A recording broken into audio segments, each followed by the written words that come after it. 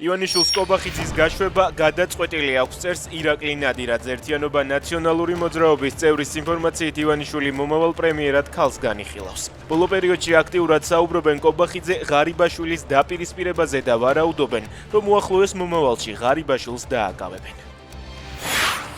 გიორგი კანდელაკი წარდგენილ ბრალს არ აღიარებს. მსოფლიო ჩემპიონის ადვოკატი ამბობს, რომ ბიზნესმენს სადავო კომპანიასთან კავშირი არ გააჩნია. კანდელაკი გუშინ 6 პირთან ერთად დააკავეს. გამოძიების მიხედვით დაკავებულები გორში წლების განმავლობაში კუსტარულად ამზადებდნენ უაქციზო ალკოჰოლურ სასმელებსა და სიგარეტს. თავარის ინფორმაციით ვაკის პარკში ნაგებობა, სადაც ბავშვები იმყოფებოდნენ, ხე დაეცა. შემთხვევის შედეგად არავინ დაშავებულა. მასშტაბური აფეთქება რუსეთში მსხვილ ნავთობქიმიურ კომპლექსზე დრონებით თავდასხმა მოხდა. საწარმო რუსეთში ერთ-ერთ უდიდეს ნავთობქიმიურ ქარხანად ითვლება, რომელიც გაზპრომის შემადგენლობაში შედის. ზელენსკიმ უკრაინასა და დიდ ბრიტანეთს შორის 100-წლიანი პარტნიორობის ხელშეკრულების შესახებ კანონს ხელი მოაწერა. ხელშეკრულება უსაფრთხოების, თავდაცვის, ეკონომიკის, მეცნიერების, ტექნოლოგიებისა და კულტურის სფეროებში კავშირების გაძლიერებას ითვალისწინებს.